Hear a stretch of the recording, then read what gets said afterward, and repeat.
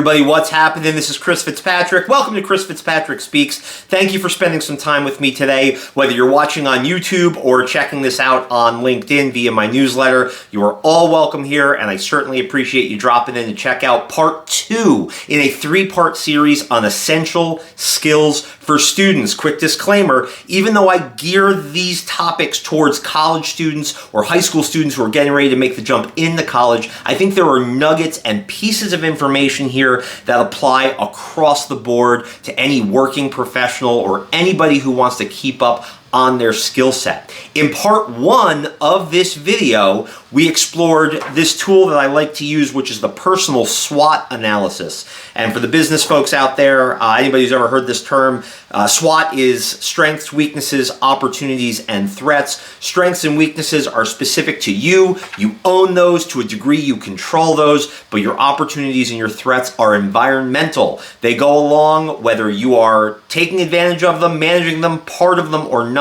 They continue to be part of the environment. You have to decide how you're going to adjust to your opportunities and threats. And in today's video, we're going to focus on this opportunities box specifically and talk about some of the opportunities that exist for students primarily, but also for anybody in the community to work on developing key skills that will help them professionally. So we're going to focus on opportunities today. Before we jump into the topic, however, I want to remind you all of an opportunity that you have if you like the content here on Chris Fitzpatrick Speaks. If you want to be notified when I post new videos or when part 3 of this series comes out, if you haven't already done so, please hit the subscribe button and the bell so that way you are notified when any new content comes out. Anybody who creates content on YouTube wants you to hit the subscribe button and wants you to keep tuning in and checking out this material. But also at the end of this video, I'll ask you to hang around and you will see a slide come up at the very end. It's a feedback slide powered by Talkadot. Talkadot is a tool a lot of speakers use to get feedback from their audiences so you can let us know what's working for you, what's good information that you're going to use, or how might you like to see something adjusted, what questions you have. And just by filling out that quick feedback form at the end, you'll receive a PDF article on mentorship for students and why it's so important. It's a really cool article from Inside Higher Education. I'm a big fan of the publication. So just by giving me 30 seconds worth of feedback at the end of this video, you will get that resource sent to you automatically, and I will certainly appreciate you giving me the feedback. So let's jump into today's topic. Once again, we're going to split it into 2 distinct categories: our technical skill sets and our non-technical skill sets, which are our transferable and our essential skills. I don't like calling them soft skills. You might have remembered me discussing that in part 1 of this video. So let's begin with technical skills and let's get right to the discussion.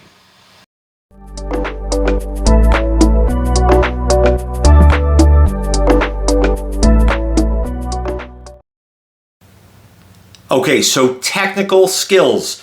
Pretty self-explanatory. I don't need to dive too deep into this. Technical skills are skills that involve the use of some sort of technology, whether it's computer technology, something as ubiquitous and everyday as Microsoft Office Suite or Google Forms or Google Sheets, something like that, to very specific industry-driven technology such as computer-aided design for mechanical engineers or any of the many programming languages that you see out there. These are technical skills.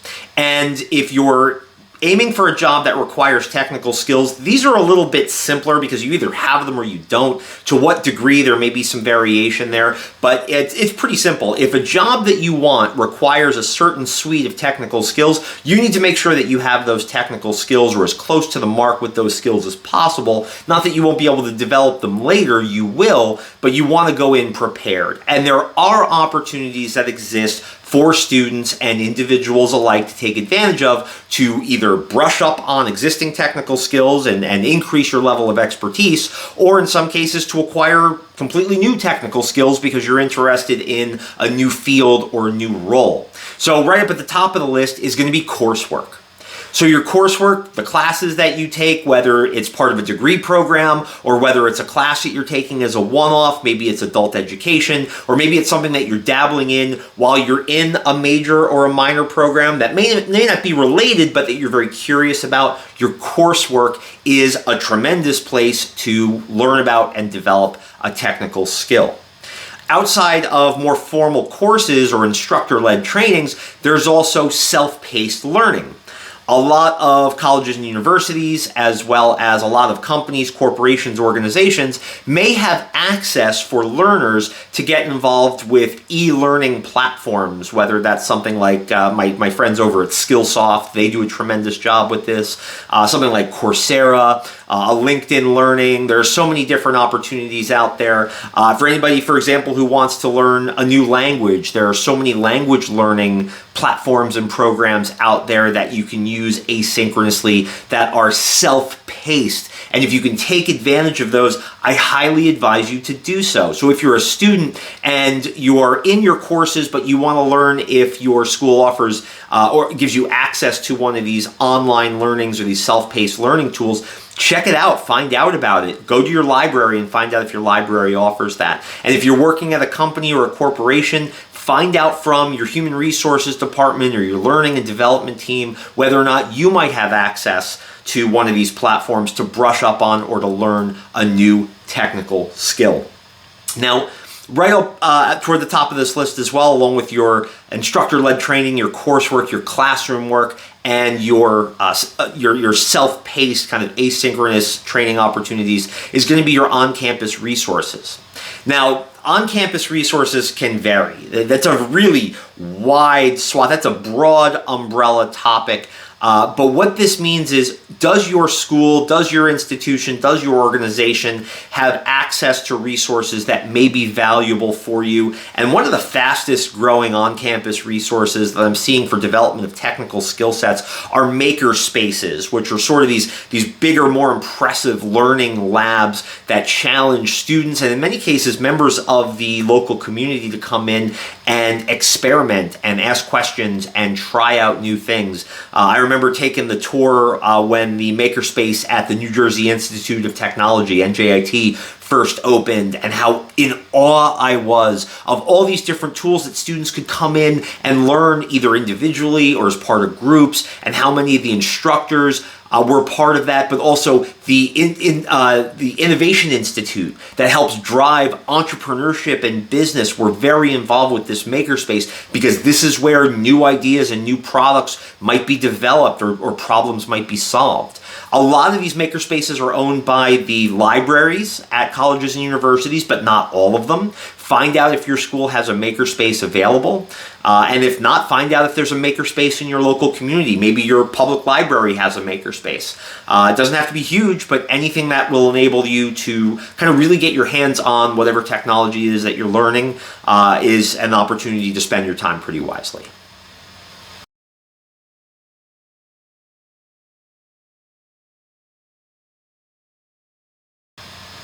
One more really fascinating on-campus resource and an opportunity for a lot of folks from a technical skill set development point of view that frankly also enables you to work on some of the non-technical skills are things like hackathons or on-campus competitions. I will tell you that before I started working at the company that I'm working at currently, Crestron Electronics, I had no idea what a hackathon was. I never really heard about it. I think I may have heard the term and had no idea what it was or what it meant. And then I started going to hackathons as part of my campus recruitment strategy, and I was blown away by what I saw. The students who go to these hackathons, first of all, in many cases these hackathons happen during the weekend and are a full 48-hour commitment. And when I say a 48-hour commitment, I truly mean that in every sense of the term. In many cases, these students are staying up either on Friday night or Saturday night and working through the night on whatever the hack challenge is. And it's absolutely fascinating what they come up with and the problems they solve. So if you're at a college or a university campus that has access to a hackathon or a group that you work with does a hackathon, take an opportunity to learn more about that and to get involved there. Great opportunity for you to work on technical skill development and also to meet some organizations that might be looking for talent just like yours.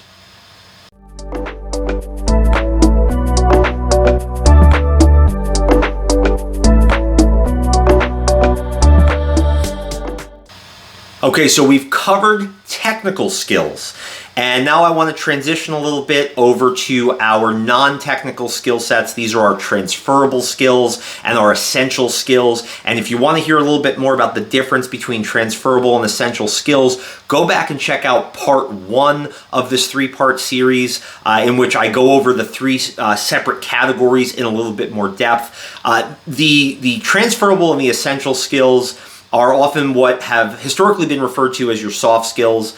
I'm getting away from that term. I don't necessarily love the term soft skills because of the what it suggests about these skills, that they are somehow less difficult or less impactful than the quote-unquote hard skills, your technical skills, and that's just not the case. For many people, the soft skills are very difficult to develop and maybe more impactful to them in their career, depending on what it is that they do. So getting away from that term, focusing on transferable skills and essential skills, and right up at the top of my list is extracurricular activities. I have interviewed literally tens of thousands of people for opportunities, either internships or full-time jobs in my almost 20 years doing recruiting work. And of those 50 or 60,000 folks, when I interviewed somebody who either was a current student or a relatively recent graduate, one of the questions I always asked was, what did you do when you weren't in class? Did you take advantage of any extracurricular activities? Were you a part of any clubs or anything outside of the classroom? And this was really where I got into the interview, because I'm a sucker for this stuff. I love students who get involved at their college campus because this is where a lot of your learning really does happen. You get tremendous information in a classroom setting, don't get me wrong, but I think what really differentiates the opportunity that students have by going through an undergraduate or graduate program are the chances to get involved in these clubs and these organizations and to develop these non-technical skills. Skills like communication, skills like leadership, skills that include time management, right? Conflict resolution, managing change, organizational skills. I could keep going on and on and on. But some of the best interviews I've ever had were with people who got involved in clubs and organizations and realized that they had developed a skill that either they didn't realize they had or that they don't think that they had, and they developed and they created essentially in those situations. They learned more about themselves and they developed as individuals. So those extracurricular activities are tremendous in my book for developing those essential and those transferable skills.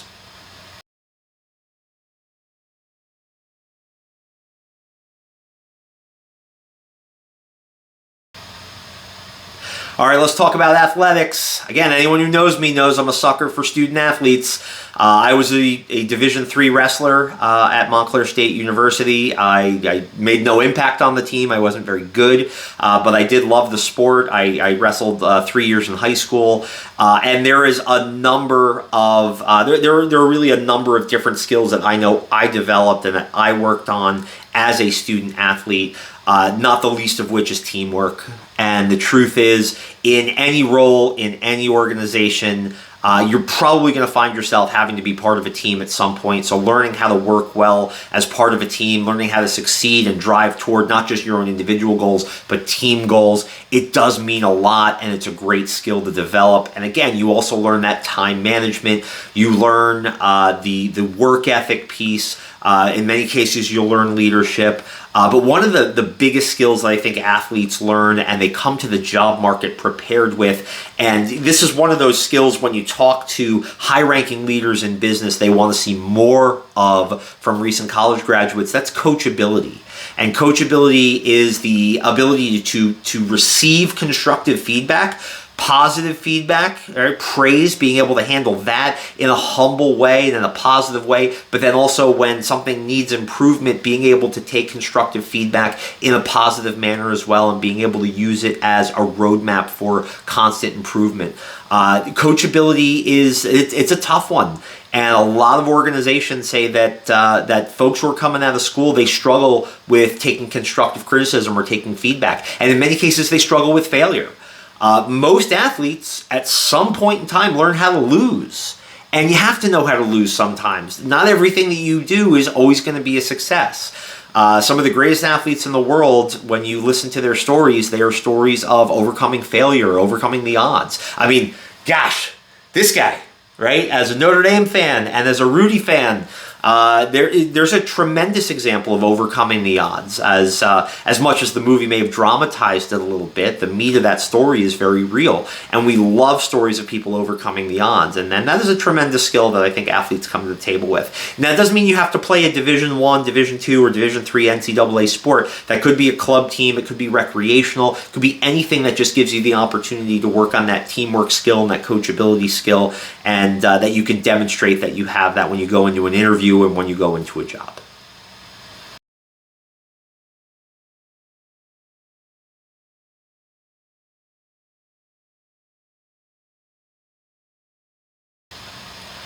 All right, so number 3 on this list is leadership. Leadership skills are they're a differentiator in the workplace. There's no doubt about it. Now, this doesn't mean that this is only for people who see themselves as being managers in the future or who want to get into a leadership position, but this is really for anybody who wants to learn how to use their influence and lead others, set a good example, and to help an organization and a team achieve its goals. And really with any of these, whether it's extracurricular activities, classroom opportunities, group projects, things like that, athletics, anything like that where there's an opportunity to lead and be part of the team that manages and that directs and that shares the vision with others, I think it's worth trying to take advantage of. I am a firm believer of a combination of nature and nurture. I think a lot of leadership is developed by our experiences, and once you're able to take advantage of a leadership opportunity that exists, understanding, of course, that you're going to make some mistakes, but that will help you develop that skill set, and that those leadership skills will help you down the road. So if you see a chance to take a leadership opportunity, I highly suggest looking into it and taking that very seriously.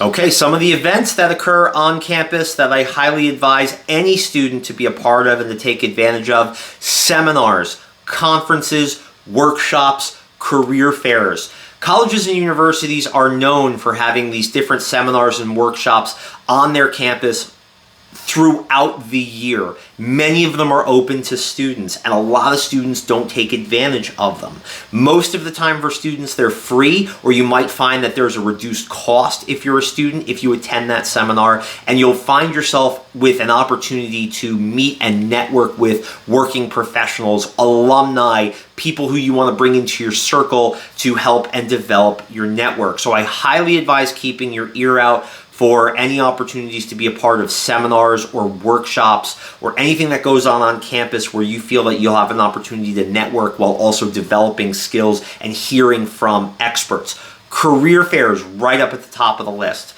Even if you're a first-year student, even if you are several years away in your mind from an internship or that full-time job, you cannot acquaint yourself with a career fair soon enough. First semester of your first year, get a suit on, get a resume printed, go to the fair, and just rub elbows with people and get to know what kinds of organizations recruit from your school, get to know who some of the friendly faces are who spend a lot of time on campus.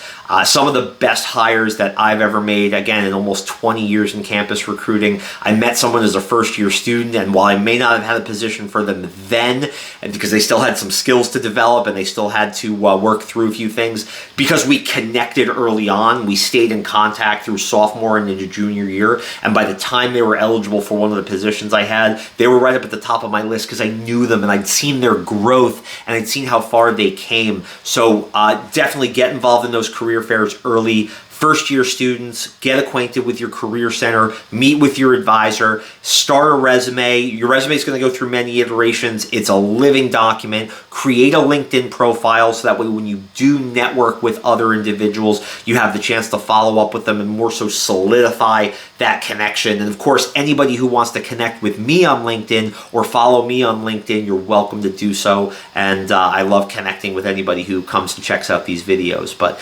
seminars, workshops, conferences, career fairs, be prepared and go and take them in.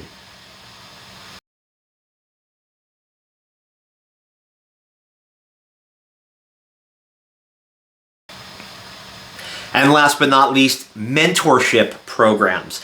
This is near and dear to my heart, and this is becoming a larger part of more and more campus communities, and I'm so happy about that. Mentorship programs are especially valuable because it gives students the opportunity to pair up with either peer mentors who may be juniors or seniors or graduate students, or even to be paired with an alumnus or a member of the community who supports the college or the university, and those individuals want to pay it forward by mentoring people who are going to be coming up and going into the workforce.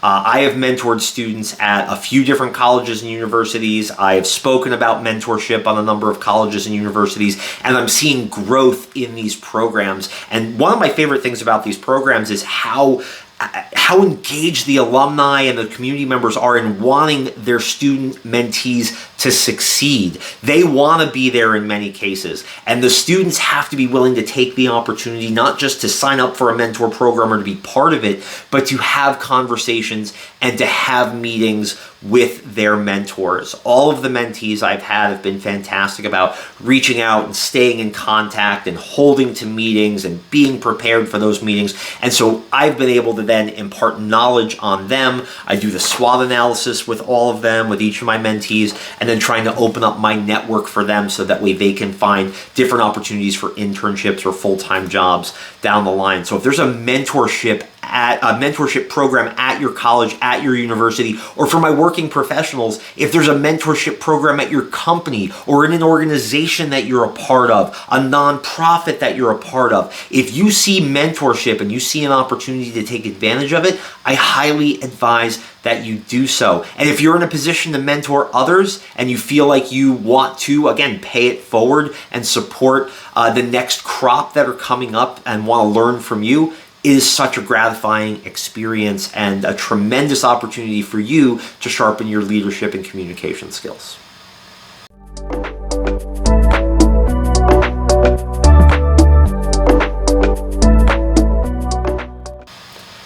So that's it, just a few of the opportunities that exist for students and professionals alike to develop strengths and to work on these essential skill sets, opportunities that exist in your environment that you may or may not know about. I highly advise that you think about how you can strategize, how you can go out and take advantage of those opportunities, and which ones make the most sense for you. Now, as promised, I'm going to put up that slide for everybody so that way you can provide feedback on the talk. This feedback helps me grow this channel and helps me put content that is relevant and engaging in front of you all. But once again, just by filling out the feedback form here, powered by the folks at Talkadot, I will be able to provide you with a PDF of a fantastic article on mentorship programs and college students from the publication Inside Higher Education.